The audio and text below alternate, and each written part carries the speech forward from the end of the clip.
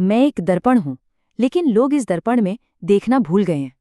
देखिए, महाभारत की कहानी की शुरुआत ही कुछ ऐसे दार्शनिक अंदाज में होती है। मतलब ये सिर्फ घटनाओं का एक ब्यौरा नहीं है, बल्कि एक ऐसा आईना है जिसमें गहरे अर्थ छिपे हैं।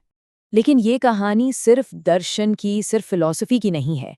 ये कर्म का मार्ग है, कर्म और उसके परिणामों की एक सीधी सच्ची गाथा। यहाँ समझाने से कहीं ज्यादा जरूरी ये है कि क्या किया गया और फिर उसका नतीजा क्या भोगा गया। और इसीलिए एक तरह से हिदायत दी गई है कि इस कथा को बस सुनो, कोई टिप्पणी मत करो, कोई पहले से राय मत बनाओ, बस इसमें डूब जाओ, क्योंकि हर कोई इसे अपने अपने तरीके से ही समझेगा। तो चलिए आज महाभारत के एक ऐसे ही अध्याय को समझने की कोशिश करते हैं जहां कर्म, छल और विवेक इन सब की एक बड़ी परीक्षा हुई थी। हम बात कर रहे हैं लाक्षागृह के षड्यंत्र की। तो इस पूरी कहानी की शुरुआत होती है एक निमंत्रण से। सुनने में तो बड़ा अच्छा लगता है ना, पर ये एक ऐसा निमंत्रण था जिसके प्यार और मेल मिलाप के दिखावे के पीछे एक बहुत ही भयानक साजिश छिपी हुई थी। तो होता यह है कि शकुनी दुर्योधन को एक सलाह देता है। वो कहता है कि अगर सच में जीतना है तो सिर्फ युधिष्ठिर को रास्ते से हटाना काफी नहीं होगा। अरे वो पांडव तो 5 नोकों वाले हथियार की तरह हैं। अगर असली सफलता चाहिए तो उन 5 भाइयों और उनकी मां कुंती को एक साथ एक ही बार में खत्म करना होगा। अब ये जो पूरा षड्यंत्र था ना, ये 2 लेवल पर चल रहा था और ये देखना बड़ा दिलचस्प है। देखिए, एक तरफ सबके सामने दुर्योधन प्यार और सम्मान का नाटक कर रहा था। वो कह रहा था मेरे पुत्र आपके पुत्रों से अलग कहाँ हैं, और दूसरी तरफ पर्दे के पीछे शकुनी जहर घोल रहा था। वो दुर्योधन को चेता रहा था कि अगर विदुर को जरा सी भी भनक लग गई तो समझो पूरी सोची समझी बाजी खराब हो जाएगी। भीम को तो शुरू से ही शक था। उसे अच्छे से याद था कि दुर्योधन ने पहले भी उसे जहर दिया था। लेकिन युधिष्ठिर, उन्होंने सोचा कि शायद दुर्योधन सच में बदल गया है, शायद वो वाकई सुलह करना चाहता है। और बस इसी एक विश्वास के साथ वो सब के सब उस जाल में चले गए जो उनके लिए बिछाया गया था। तो एक तरफ तो ये साजिश रची जा रही थी, पर दूसरी तरफ विवेक और दूरदर्शिता भी अपना काम कर रहे थे।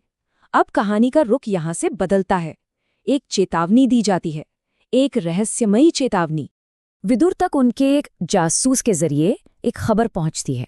खबर ये थी कि वारणावत में पांडवों के लिए जो घर बन रहा है उसमें नॉर्मल सामान के साथ साथ मक्खन, तेल, वसा, मोम और यहाँ तक कि लकड़ी का बुरादा भी इस्तेमाल हो रहा है।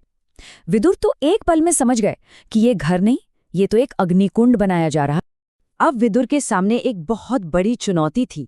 सोचिए, चारों तरफ दुर्योधन, शकुनी और उनके जासूस फैले हुए हैं। ऐसे में वो पांडवों को सीधे सीधे चेतावनी कैसे दें? कोई भी सीधी बात तो तुरंत पकड़ ली जाती। और यहीं पर विदुर की बुद्धिमानी काम आती है। जब पांडव जाने के लिए तैयार थे, दुर्योधन और शकुनी भी वहीं खड़े थे, तब विदुर ने युधिष्ठिर से एक बड़ी ही आम सी बात कही। उन्होंने फूलों के मौसम का जिक्र किया और बोले कि खिले हुए फूल ऐसे लगते हैं मानो जंगल में आग लग गई हो। अब सुनने में तो ये एक आम सी बात थी, पर ये एक सांकेतिक चेतावनी थी, एक कोड था। इसके ठीक बाद विदुर ने एक पहेली पूछी, अच्छा बताओ, जंगल की आग में कौन सुरक्षित रहता है? दुर्योधन और भीम तो इसका जवाब दे नहीं पाए, लेकिन युधिष्ठिर, जो विदुर के इशारे को अब तक समझ चुके थे, उन्होंने फौरन जवाब दिया, सिर्फ चूहा, क्योंकि वो अपने बिल में सुरक्षित रहता है। यह सिर्फ एक जवाब नहीं था, यह एक कन्फर्मेशन था कि युधिष्ठिर ने संदेश समझ लिया है। और कमाल की बात यह है कि उसी संदेश में बचने का रास्ता भी छिपा था। चलिए अब देखते हैं कि जब पांडव वाराणावत पहुंचे तो हुआ क्या। विदुर की जो चेतावनी थी वो अब हकीकत बनने वाली थी। युधिष्ठिर का दिमाग बहुत तेजी से चल रहा था। उन्होंने सारी कड़ियों को जोड़ा। पहली बात, काका विदुर कभी बेकार की बात नहीं करते। दूसरी बात, जंगल में आग का मतलब है कि आग का खतरा है, ये एक सीधी चेतावनी है। तीसरा, उन्होंने ये सवाल पहले दुर्योधन से क्यों पूछा, ताकि वो उसकी प्रतिक्रिया देख सकें। और चौथा और सबसे जरूरी, चूहे का बिल सिर्फ एक जवाब नहीं है, ये एक छिपा हुआ निर्देश है, जमीन के नीचे से एक सुरंग से बच निकलो।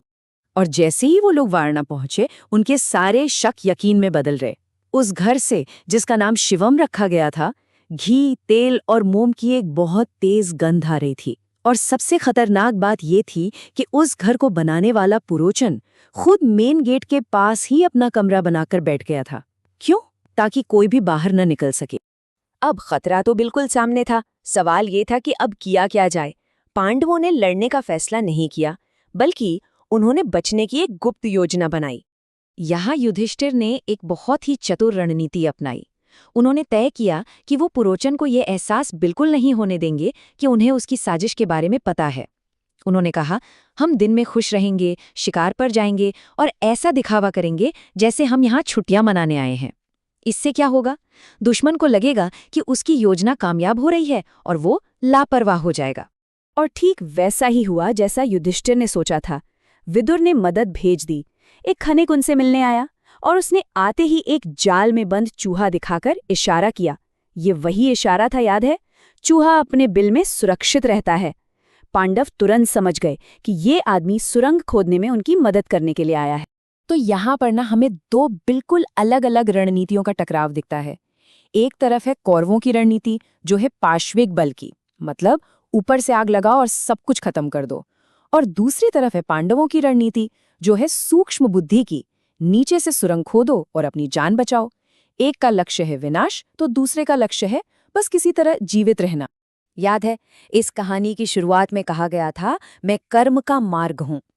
तो देखिए, पांडवों को कर्म का एक बहुत मुश्किल मार्ग दिखाया गया और उन्होंने उसे अपनी बुद्धि और धैर्य से पार किया।